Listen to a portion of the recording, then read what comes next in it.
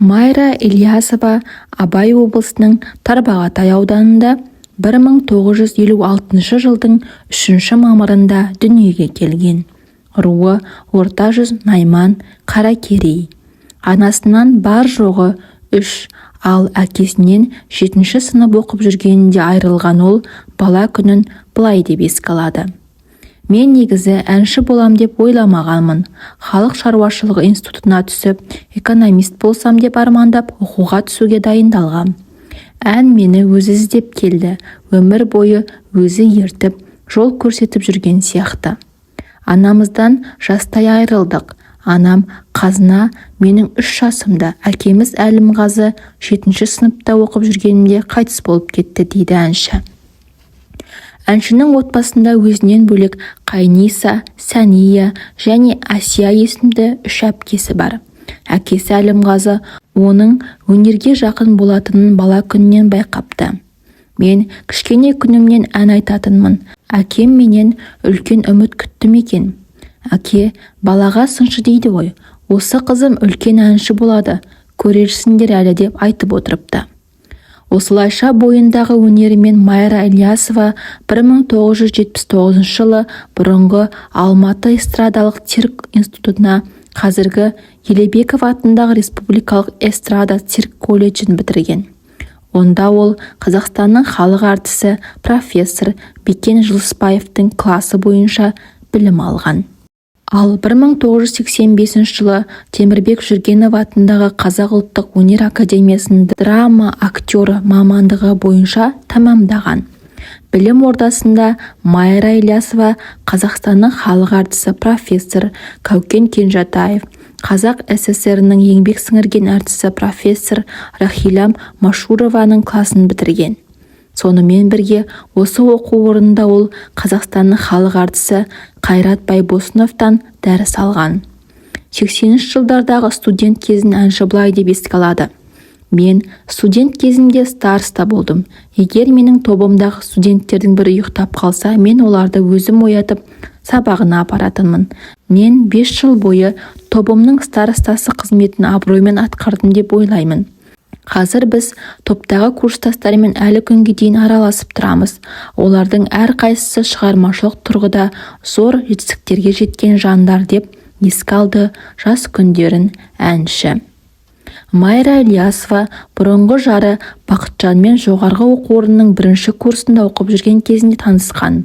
Біз ерте үйлендік. Ол мені және қызыма керемет қамқор болды. Мен үнемі гастрольде жүретінмін.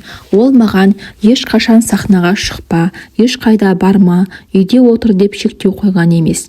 Қызымды өзі жалғыз өсірді десем артық айтқаным емес. Мен өнерді сүйдім. Сол үшін одан бас тарта алмадым.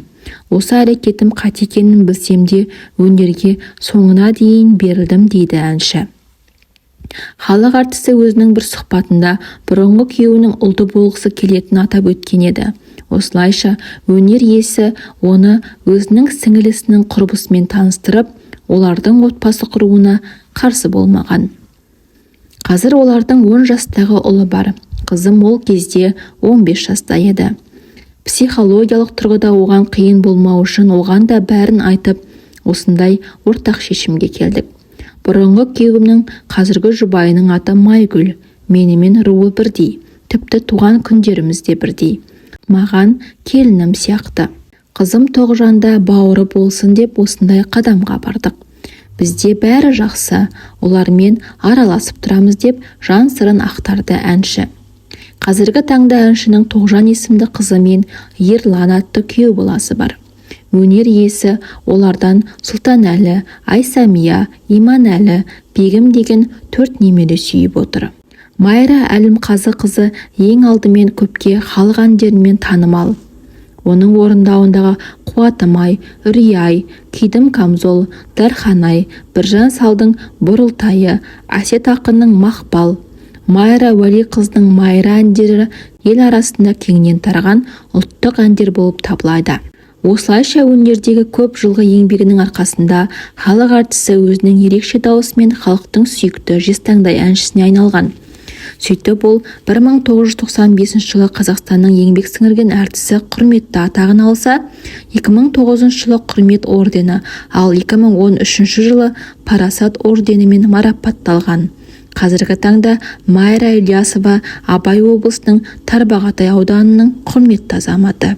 Бүгінде ол Майра продюсерлік орталығының директоры, өнер институтында өнер музыка факультетінің деканы қызметін атқарып жүр. Майра Ильясова сағындырған әндер-ай, жан анам, алтын домбыра, күміс көмей жезтаңдай сынды авторлық бағдарламалардың авторы. Қазақтың маңдайалды әншілерінің басын қосып, елге танымал әндерді орындатудың басты мақсаты өскелең ұрпақтың қазақ әндеріне сүйіспеншілігін арттыру, ұлттық әндерді дәріптеу дейді жоба авторы.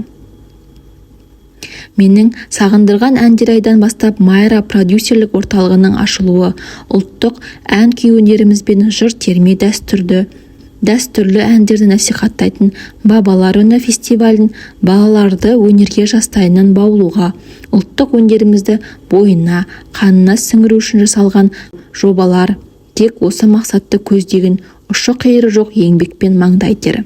Менің түпкі мақсатымда атымды шығарып құрмет көрейін деп емес, ұлтыма, халқыма, ұлттық қалпын сақтап қалуға, өз өнерімен өтпелі кезеңнен өтіп жатқан отанымыздың көркейіп гүлденуіне, теңізге тамған тамшыдай болса да үлес қоссам деген ақ адал ниеттен туған жобалар дейді ол. Майра Ильясова ұлттық өнерді дәріптеуші әрі қазақы нақыштағы әндердің танымал орындаушысы.